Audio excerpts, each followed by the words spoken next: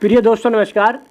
भारतीय टुडे 21 से मैं आरपी पंडित आपके साथ हूँ। मैं इस समय जिला करनाल के हल्का नीलोखेड़ी से कांग्रेस पार्टी के बहुत वरिष्ठ और पुराने नेता राजेंद्र बड़ा जी के साथ हूँ। बड़ा साहब, जैसे कि अभी आगामी लोकसभा चुनाव को लेकर बीजेपी और कांग्रेस अपना अपना वर्चस्व दिखाने को बनाने को बहुत मजबूती से काम कर रही है, लेकिन आप लंबे समय से हल्का नीलोखेड़ी से अपनी टिकट की डिमांड कर रहे हैं विधानसभा की, लेकिन विधानसभा में आप अपने हिसाब से कांग्रेस पार्टी को, जैसे पिछली बार भाजपा को बहुत बड़े पैमाने पर वोट मिली थी, तो उसको किस तरह से मात देंगे आप?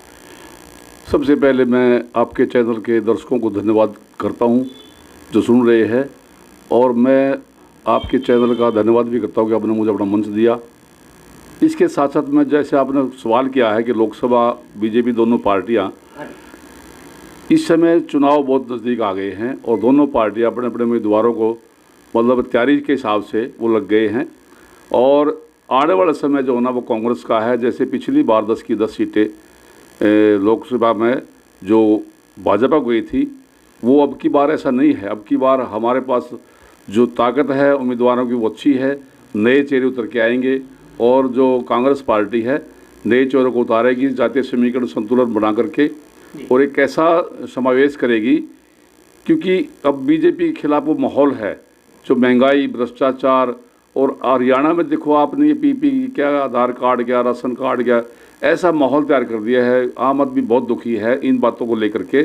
और एक आने वाले समय में जो ना लोकसभा के चुनाव में 10 की 10 सीटें मतलब है ना कांग्रेस के खाते में जाएंगी, इसमें कोई दो राय नहीं है। ऐसा मुझे ऐसा जैसे माहौल लग रहा है, क्योंकि जैसा और कांग्रेस पार्टी जो अपनी रणनीति बना रही है, जो ऊपर लेवल से संगठन की तैयारियां जो चल रही है, जैसे केंद्रीय स्तर पर जो संगठन बनाया गया है और जो प्रदेश लेवल पर जो संगठन को तैयारी लेकर चल रही है, जो हमारे पर्यवेक्षक जो है ना, जो प्रभारी जो 1-to-1 मीटिंग कर रहे हैं, वो अभी तक 6 लोकसभा सीटों के लिए वो 1-to-1 मीटिंग कर चुके हैं। 4 की वो 23 तारीख से लेकर के 26 तारीख तक वो चंडीगढ़ में रहेंगे और वो कार्यकर्ताओं से मिलेंगे और उनकी नब्ज को टटोलेंगे कि भाई किस उम्मीदवार को वहाँ से, ताकि क्योंकि वर्करों की पूछ के ही उम्मीदवार उतारा जाए तो उसके ज़्यादा असर होता है।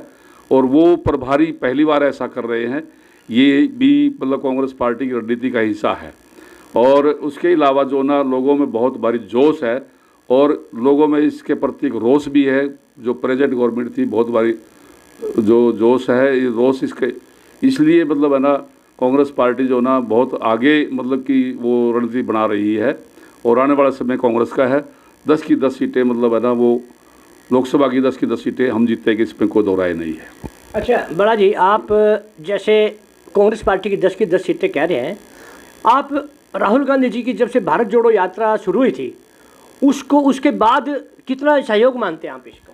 देखिए, भारत जोड़ो यात्रा जो राहुल गांधी जी ने, हमारे नेता ने की थी, उसके बाद नहीं कांग्रेस में एक नया मतलब है ना संचार हुआ है, नई क्रांति आई है, युवाओं में जोश है और हर वर्ग में इस बात को लेकर के जोश है। और एक परिपक्व नेता की मतलब वो छवि में उभर के आए हैं और उन्होंने एक आम आदमी की दिक्कत को समझा है, जाना है और वो लोगों से मिले हैं। और उन्होंने आज वो जो मुद्दे उठा रहे हैं, हालांकि देखो राहुल गांधी की सोच का कोई मुकाबला नहीं है। राहुल गांधी में जब कोरोना काल आया था, उन्होंने उससे पहले आगाह किया था प्रधानमंत्री जी को, लेकिन प्रधानमंत्री जी उस समय जो मध्य प्रदेश सरकार तोड़ने में लगे हुए थे और वो जो 3 काले कानून जो बनाए गए थे उसमें लगे हुए थे, वो उसको लेकर के लगे थे। आगाह किया था कि भाई अभी आने वाला जो समय है कोरोना काल का बहुत खतरनाक समय है और इसमें आप कदम उठाइए, लेकिन मोदी जी ने कुछ नहीं सुने और एकदम से ऐसे डिसीजन ले लिए कि भी एकदम से कह दिया भाई मतलब है ना वो लॉकडाउन। अरे कम से कम चलो लॉकडाउन लगाना भी था तो कम से कम उस पहले व्यवस्था करनी चाहिए थी, जो मजदूर हैं, जो गरीब है, जो अपने अपने घर पहुंच जाते ताकि उसको कोई दिक्कत नहीं आती।